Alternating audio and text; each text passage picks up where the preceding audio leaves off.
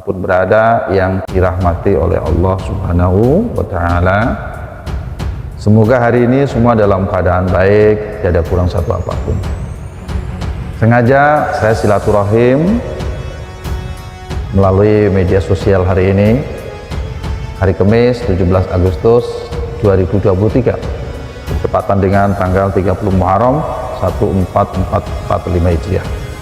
Ada beberapa hal yang akan kami sampaikan berkaitan dengan surat yang saya terima melalui sekretaris saya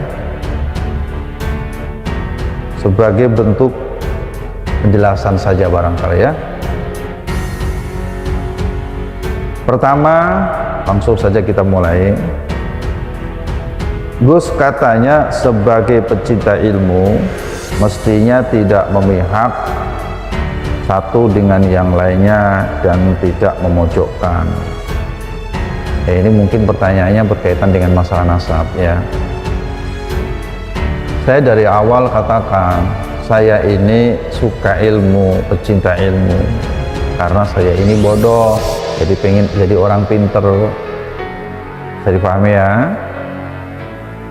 Karena itulah maka hasanah ilmu yang dibawa oleh Kiai Maduddin itu pun kami kaji kembali kebenarannya, sehingga kitab-kitab nasab yang mungkin sudah tertidur selama puluhan tahun bahkan ratusan tahun akhirnya dibuka-buka kembali, rame sekarang di media sosial. Begitu ceritanya. Lalu bertemulah saya dengan beliau pada acara Gotaswala di Pendakerep 30 Juli beberapa waktu yang lalu. Awalnya juga tidak serta-merta kita langsung satu hati, satu kata, sepakat saya sekata. Enggak, ini pun melalui proses yang panjang. Bahkan setelah ketemu beliau pun kami juga mendengarkan dari beliau, kami juga mendengarkan dari saudara-saudara kami yang lain di Aceh.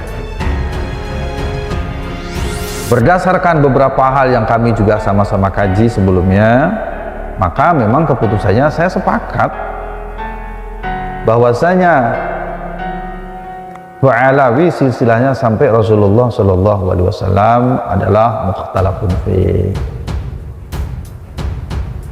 Ini sebetulnya tidak memihak siapapun. Ini keputusan yang menurut saya sangat bijak, tidak membenarkan 100% kepada Kiai Maduddin, juga tidak membenarkan 100% kepada pihak lain yang dimaksud. Kemudian yang berkaitan dengan memojokkan, saya tidak memojokkan siapapun. Video yang kemarin diunggah oleh beberapa kawan-kawan kita yang berkaitan dengan kitab Al-Qur'an, itu saya sampaikan apa adanya. Pada halaman yang kami maksud, 108 ada, 112 ada, 115 ada, 117 ada kalau tidak salah. Tidak kurang, tidak lebih. Kalau kurang saya malah dusta, kalau lebih juga nanti jadi manipulasi. Tidak, apa adanya kami sampaikan. Adapun rasa kasihan yang kami maksudkan kepada Bani Alawi sampai hari ini adalah ketika saya melihat video yang dikasihkan oleh sekretaris saya tentang seseorang dari Bani Alawi, Fulan bin Fulan, yang membuat video yang isinya memang salah satunya adalah skenario yang dia bikin. Kalau mau orang-orang Indonesia memulangkan saya, mengusir saya, nah itu menurut saya ini sesuatu yang memang gak wajar. Kenapa itu dibikin? Sehingga saya melihat dari segi psikologi kayaknya ini ada yang gak pas. Ya kalau tidak boleh dibilang stres, ada sesuatu saja yang kurang pas, sehingga video yang harusnya tidak ada menjadi ada. Tidak harus ada, sebab tidak ada satupun di antara siapapun yang saya lihat sampai hari ini bermaksud untuk mengusir siapapun. Tidak ya. Jadi sebetulnya kalau sering dibahas, saya malah kasihan. Kasihan itu bukan apa-apa. Satu, salah 100% belum tentu, benar 100% juga belum tentu. Tapi kan yang hari ini terjadi di medsos kan dibully habis-habisan mereka. Jadi kalau kita bahas lagi, ya habis waktu kita untuk bahas sesuatu yang memang masih debatable, makanya disebut dengan mukhtalafun fi. Karena mukhtalafun fi, maka kewajiban bagi orang yang merasa dirinya kurang berkenan untuk menunjukkan bukti-bukti kuat sehingga hujahnya bisa mengalahkan hujah yang diputuskan di bedah kerep yang tadinya diragukan menjadi sahih. Bisa dipahami ya? Alhamdulillah. Yang berikutnya, Gus, di video yang berkaitan dengan kitab Al-Ghurar disebut sebagai dusta. Ya, tunjukkan saja dustanya di mana.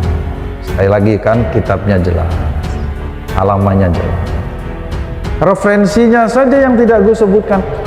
Ya waktunya habis dong kalau menyebutkan bla bla bla bla. Itu adalah ranah beliau yang kira-kira merasa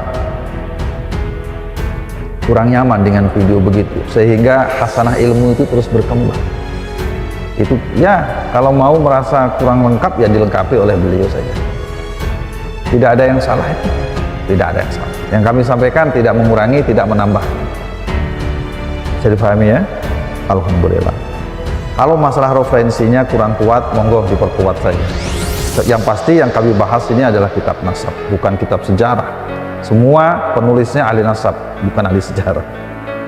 Pertanyaan berikutnya adalah, saya dengar dulu Gus pernah memiliki surat yang menunjukkan tentang keabsahan zuriyah Nabi dari seseorang yang ada di Irak.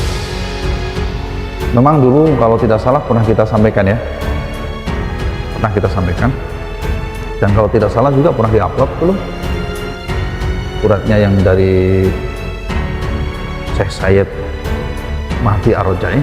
belum hari ini kita upload, sekarang kita upload ya.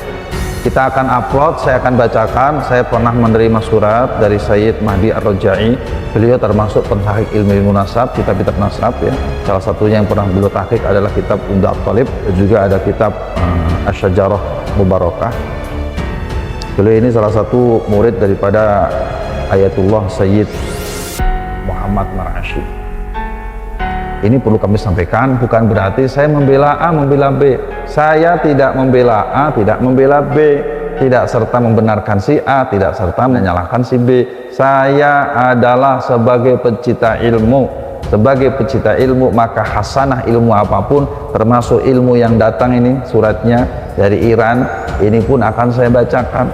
Kenapa demikian? Supaya rame dunia ini, daripada diramaikan dengan hal-hal yang tidak ada nilai positifnya. Kalau diramaikan dengan khasanah ilmu kan rame, dan saya senang itu. Jangankan ilmu hal, ilmu nasab, ilmu macam-macam, ilmu tentang apa itu, kemarin saya dikasih oleh sekretaris bagaimana cara membuka motor yang sudah dikunci dengan menggunakan kantempat.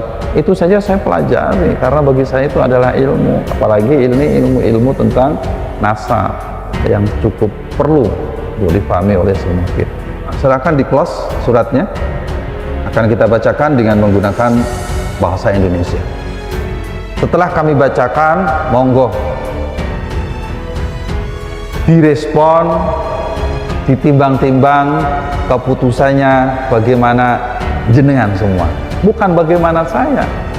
Dah saya mah tak ulangi lagi, bersama sepakat terhadap apa yang disampaikan Kiai Majuddin, bahkan bersama-sama memutuskan tentang mukhtalafun fih atas nasab Pahlawi sampai ke Kanjeng Rasulullah Muhammad sallallahu alaihi wasallam. Bismillahirrahmanirrahim. Alhamdulillahi rabbil alamin. Wassalatu wassalamu ala sayyidina wa habibana Abil Qasim, dan seterusnya supaya ringkas. Akhir-akhir ini telah sampai kepada kami informasi mengenai adanya keraguan atau pengingkaran terhadap nasab Saddah Bani Alawi. Keraguan dan pengingkaran ini disampaikan oleh kalangan yang berminat dengan ilmu nasab maupun kalangan pelajar agama yang memiliki pengaruh di media sosial. Alasan keraguan dan pengingkaran tersebut karena tidak tertulisnya anak-anak Ahmad bin Isa yang bernama Abdullah dan Ubaidillah dalam beberapa kitab nasab sejamannya dan beberapa abad setelahnya hingga abad ke-8 Hijriah. Sebagai peneliti dan pentahqiq turat ilmu nasab Islam yang telah meneliti dan menulis di bidang ini selama puluhan tahun, saya ingin menegaskan bahwa Bani Alawi adalah sadah keturunan Ahmad bin Isa al-Muhajir melalui anaknya bernama Abdullah yang dikenal juga dengan Ubaidillah. Keabsahan nasab sadah Bani Alawi secara fikih, ilmu, berbagai fakta sejarah, serta takrir para ulama nasab telah menjadi kemasyhuran, syuhrah selama berabad-abad. Masalah tidak tertulisnya salah satu anak Ahmad bin Isa yang bernama Abdullah atau Ubaidillah tidak menafikan keberadaannya, dan hal seperti ini adalah satu hal yang lazim ditemui di beberapa kitab nasab yang ditulis di masa-masa awal penyusunan kitab-kitab nasab, terutama sejumlah faktor yang menyebabkan tidak tertulisnya nama seseorang dalam kitab nasab. Di antaranya adalah situasi sosial politik saat itu, atau tidak sampainya informasi nama kepada penulis, yang dimaksud penulis nasab tentunya ya, di zaman tersebut karena jarak yang jauh atau daerah di mana mereka berhijrah. Dalam kasus Abdullah Ubaidillah yang dimaksud, jelas terlihat bahwa hijrahnya ke wilayah yang berbeda dengan wilayah para penulis nasab awal yang umumnya berada di Irak maupun Iran menyebabkan nama beliau tidak sampai ke para penulis nasab tersebut.